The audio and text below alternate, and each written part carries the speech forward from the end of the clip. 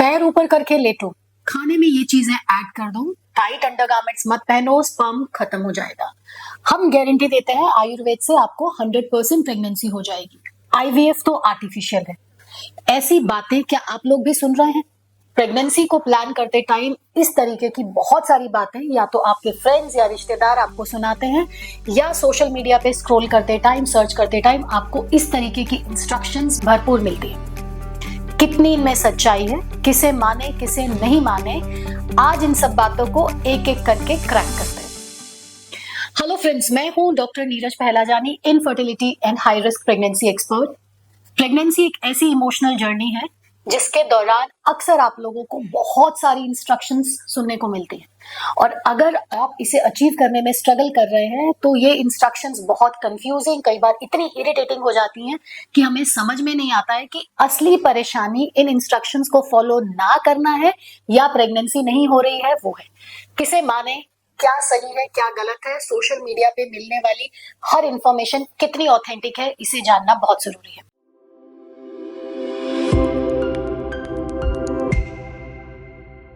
अक्सर आपने पढ़ा होगा कि पाइनएप्पल खाने से प्रेगनेंसी रुकने के चांसेस बढ़ जाते हैं, या अगर आपने पाइनएप्पल प्रेगनेंसी के दौरान खा लिया तो अबॉर्शन हो जाएगा। How it is possible?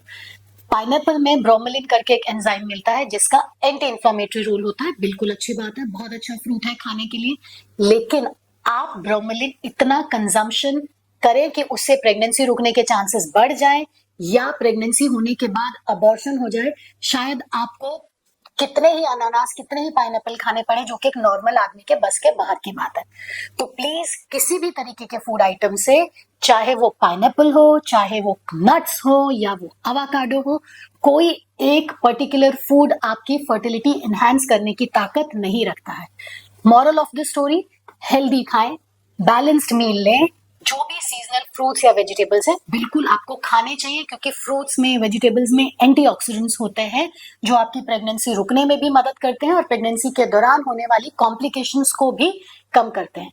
लेकिन रीजनल सीजनल फूड्स खाएं जो कि फ्रेश कटे हुए हो, मॉडरेशन में खाएं, और कोई भी फूड आइटम को अगर आप बैलेंस तरीके के से लंबे टाइम के लिए लेते हैं तो ही आपको वो हेल्थ बेनिफिट्स देंगे। ओवरनाइट कोई भी सुपर फूड आपकी फर्टिलिटी एनहांस नहीं कर सकता है।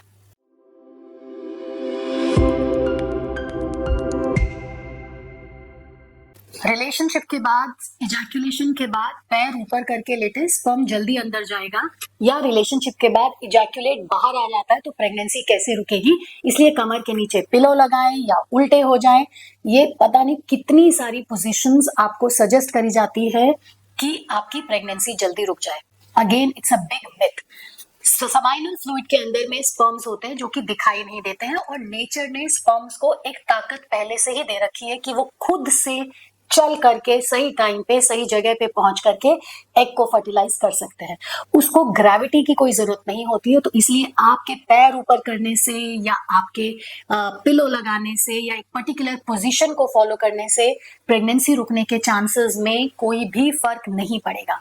जरूरी है कि आप ये चेक कराएं कि आप में और आपके पार्टनर में कोई प्रॉब्लम नहीं है, और आप फर्टाइल डेज यानी कि वो दिन जब एग बन के रिलीज होता है उस दौरान पे अगर आप रिलेशनशिप रखते हैं, स्ट्रेस फ्री रखते हैं और इस चीज को एक नेचुरल तरीके से आने देते हैं तो प्रेगनेंसी डेफिनेटली रुकने के चांसेस बढ़ते हैं। अगर आप सिर्फ पोजीशंस का ध्यान रखते रहते हैं, प्रेशर में रहते हैं कि नहीं ऐसे ही करना है, अब इसके बाद ये होना है, तो इतने मैकेनिकल तरीके में जाने से इनफैक्ट आप परेशान होंगे, स्ट्रेस को इन्वाइट करेंगे, तो हो सकता है इस परफॉर्मेंस प्रेशर में आपके पार्टनर परफॉर्म ही नहीं कर पाए, तो कैसे प्रेगनेंसी रुकेगी?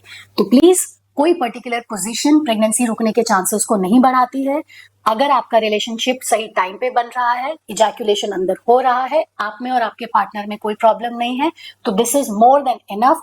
बाकी सारी बातें सिर्फ स्ट्रेस ऑन एड ऑन करेगा, प्रेगनेंसी रुकने के चांसेस तो वही के वही रहते हैं।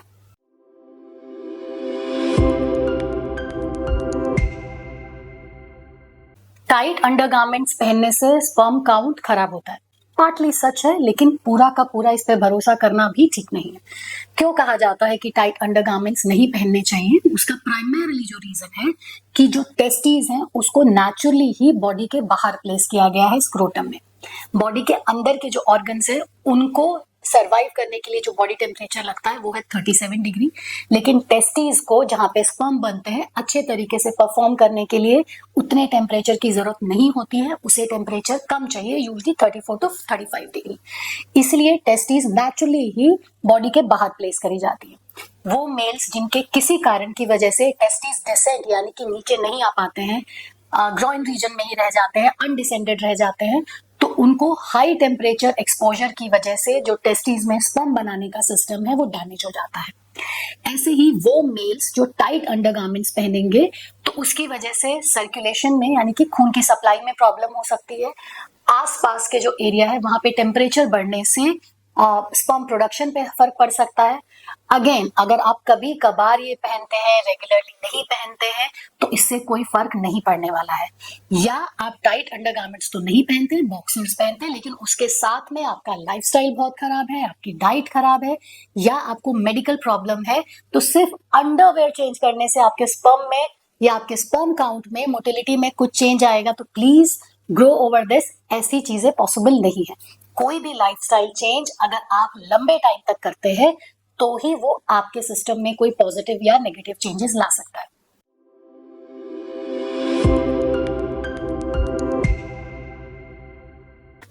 पीसीओएस है, पीसीओडी है, अल्ट्रासाउंड कराया है, वो बोलता है पॉलीसिस्टिक ओवरी है। मेरे पीरियड्स इरेगुलर है, तो इरेगुलर होने का रीजन तो पीसीओडी ही होता है। मेरे फेस पे हेयर ग्रोथ है या पिंपल्स बहुत ज्यादा आ रहे हैं तो मुझे पीसीओडी है।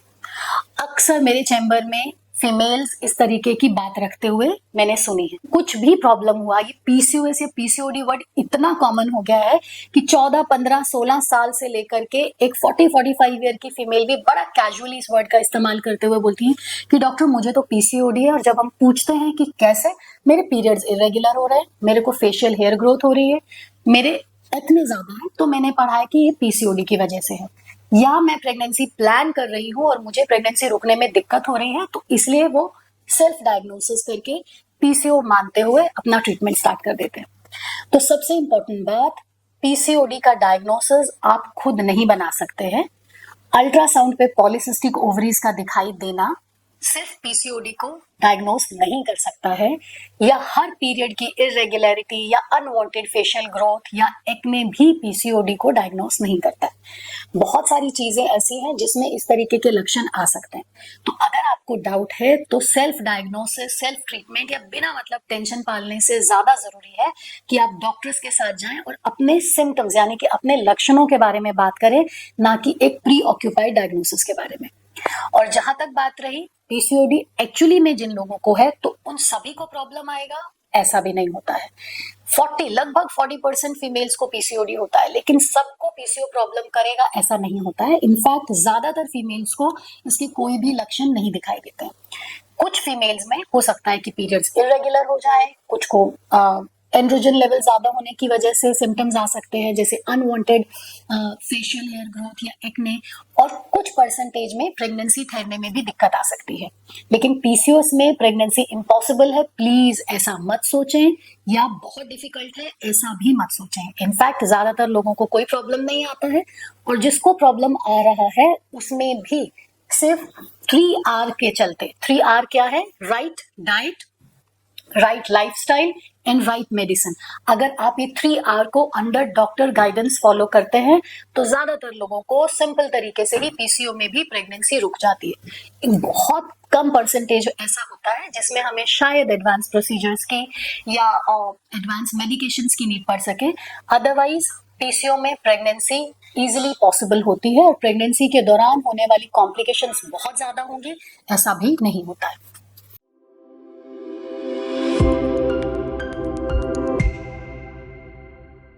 डॉक्टर मेरे से एक गलती हो गई। यंग एज में मैंने काफी टाइम बर्थ कंट्रोल पिल्स का इस्तेमाल किया, बिकॉज उस टाइम पे मैं एक ऐसे रिलेशनशिप में थी जहां मैं प्रेगनेंसी प्लान नहीं कर सकती थी, या मेरे पीरियड्स डिस्टर्ब थे, जिसकी वजह से डॉक्टर ने मुझे कॉन्ट्रासेप्टिव पिल्स का इस्तेमाल करने के लिए बोला, और वो पिल्स मैंने लंबे समय तक इस्तेमाल करी है। तो क्या अब मैं कभी मां नहीं बन सकती? मुझे इनफर्टिलिटी हो ही गई है। बहुत बड़ा मिथ है। जो ओरल कॉन्ट्रासेप्टिव पिल है ये आपको टेम्पररी कॉन्ट्रासेप्टिव इफेक्ट्स देते हैं। टेम्पररी कॉन्ट्रासेप्टिव इफेक्ट्स मतलब आप जितने टाइम तक इसका इस्तेमाल कर रहे हैं सिर्फ उस महीने ये आपकी ओवरीज में एग बनने की प्रोसेस को स्टॉप करते हैं, सिर्फ उसी पर्टिकुलर मंथ के लिए। इसलिए आप उस पर्टिकुलर मंथ में कंसीव करेंगे ऐसा पॉसिबिलिटी नहीं रहती। लेकिन जब आप पिल्स का इस्तेमाल करना बंद कर देते हैं तो आपकी फर्टिलिटी इमीडिएटली या ज्यादा से ज्यादा 1-2 साइकिल में रिगेन हो जाती है। इनफैक्ट कुछ केसेस ऐसे होते हैं, कुछ प्रॉब्लम्स ऐसी होती हैं जहां पे हम कुछ टाइम के लिए बर्थ कंट्रोल पिल्स का यूजेज रिकमेंड करते हैं कि आगे जब हम उसको बंद करेंगे तो आपके प्रेगनेंसी रुकने के चांसेस बढ़ जाएंगे। तो बर्थ कंट्रोल पिल से टेम्पररी आप प्रेगनेंसीज को अवॉइड कर सकते हैं। अगर आपने इसका इस्तेमाल 6 महीने तक किया है तो 6 महीने तक आपको कॉन्ट्रासेप्टिव इफेक्ट रहेगा, साल भर तक किया है साल भर तक रहेगा, लेकिन जैसे ही आप इसे बंद करेंगे फर्टिलिटी रिगेन हो जाती है।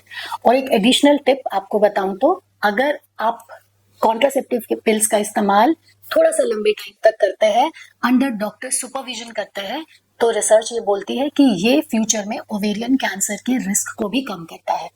बट अगेन सिर्फ इसी इंफॉर्मेशन पे मत जाइएगा और सिर्फ रैम्पेंटली ओवेरियन कैंसर को के रिस्क को खत्म करने के लिए पिल्स का इस्तेमाल मत करिएगा। फॉर द टाइम बिंग इतना जाने कि ये टेम्परेरी कॉन्ट्रासेप्शन है, लॉन्ग टर्म इससे आपकी फर्टिलिटी पे कोई नेगेटिव इफेक्ट नहीं होता है। सो फ्रेंड्स, इनफर्टिलिटी एक मेडिकल कंडीशन है, इसे उसी तरीके से डील करें, प्रॉपर तरीके से डायग्नोस करें और प्रॉपर ट्रीटमेंट में जाए। सोशल मीडिया पे मिलने वाली इंफॉर्मेशन के चक्कर में रह करके अपना टाइम और पैसा बर्बाद ना करें। इस तरीके के झूठे दावों से, क्लेम से बचें। समझ दिखाइए, जानने की कोशिश करिए कि जो इंफॉर्मेशन सोशल मीडिया में दी जा रही है वो किस सोर्स से है, क्या वो ऑथेंटिक है, क्या उसे बोलने वाला इतना क्वालिफाइड है कि वो आपको सही इंफॉर्मेशन दे सके। तो अपने दोस्तों के साथ, अपने रिश्तेदारों के साथ और वो ऐसे लोग जो इस तरीके के दावे सोशल मीडिया पे कर रहे हैं, ये इंफॉर्मेशन जरूर शेयर करें। और अगर आपको मेरे द्वारा दी गई इंफॉर्मेशन अच्छी लगती है, इंफॉर्मेटिव लगती है, तो प्लीज हमारे चैनल को सब्सक्राइब करें, लाइक करें और हमें फॉलो करना ना भूलें।